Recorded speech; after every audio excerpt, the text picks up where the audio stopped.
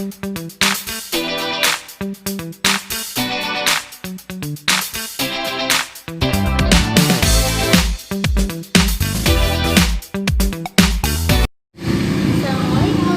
halo semuanya, apa kabar? Perkenalkan, nama saya Feby Handini Almukhtar. Sebelum masuk ke tips, saya ingin menyampaikan terlebih dahulu apa itu sebenarnya prinsip pembelajaran daring atau online ini, dan bagaimana sih cara menggunakannya dengan yang baik dan benar. Mari kita simak video penjelasan berikut ini. Prinsip pembelajaran daring atau online tentunya konten yang harus dibuat harus sesuai dengan kurikulum yang ada, harus bersifat inklusif, dan juga harus bisa melibatkan pembelajar, menggunakan pendekatan yang inovatif,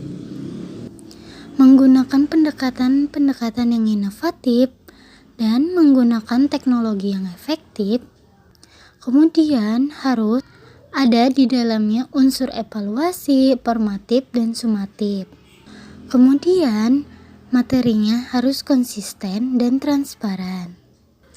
Adapun perbedaan dengan yang tatap muka, untuk online learning ini ada juga prinsip yang sangat penting, yaitu perangkat yang digunakan harus mudah dioperasikan. Jangan sampai nanti misalnya usaha untuk menggunakan teknologinya itu lebih susah dari belajar konteksnya.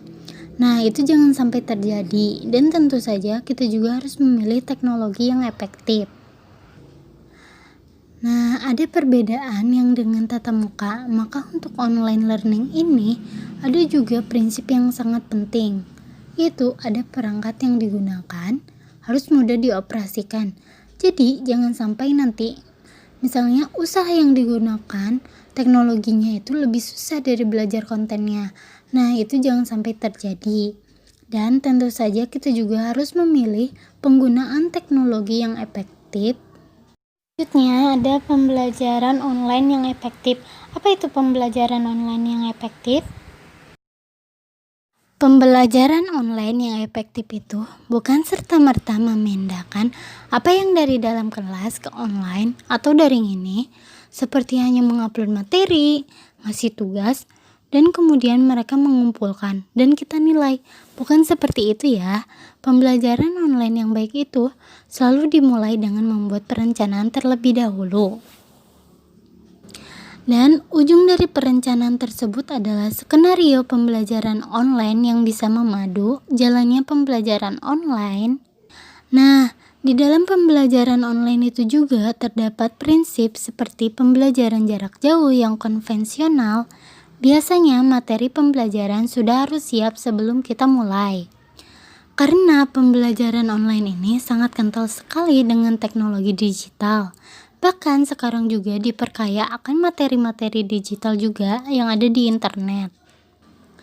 Maka yang paling penting dari semuanya adalah kita harus memastikan literasi digital dari anak-anak dan kita sendiri. Nah, yang baik itu memang harus direncanakan dari awal.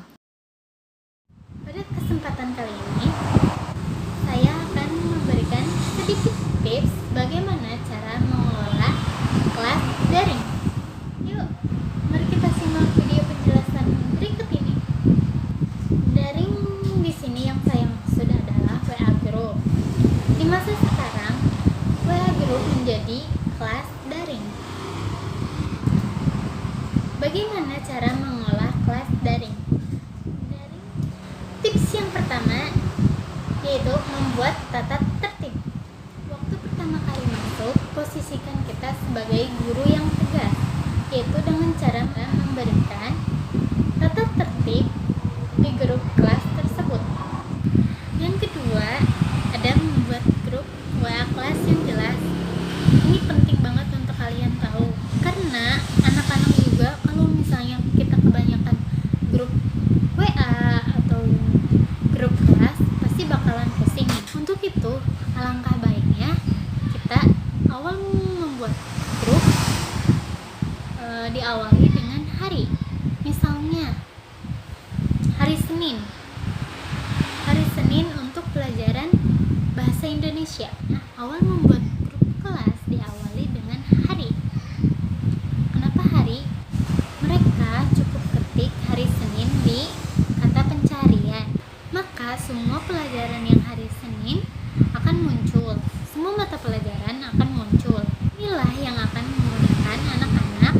mencari kelas mata pelajaran yang sedang berlangsung hari itu juga.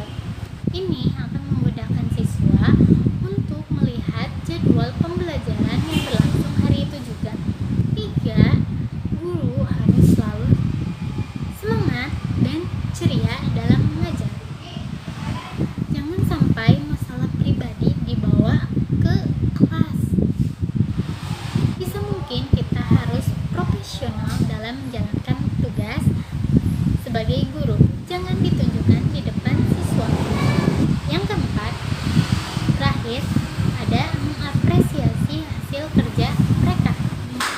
Secapek apapun kita, semalas apapun kita, jangan lupa mengapresiasi hasil kerja anak didik kita. Kenapa perlu apresiasi? Karena apresiasi menghargai hasil usaha kerja keras mereka. Mungkin segitu aja tips dari saya. Semoga membantu kalian dalam mengelola kelas daring dan merangkum tips yang tadi. Yang pertama, jangan lupa membuat tata tertib. Yang kedua, jangan lupa membuat grup kelas yang diawali dengan hari.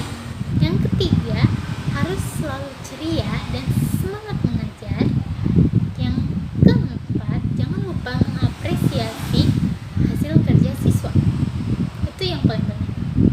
Segitu dulu dari saya. Kurang lebihnya mohon maaf apabila ada kesalahan baik ucapan maupun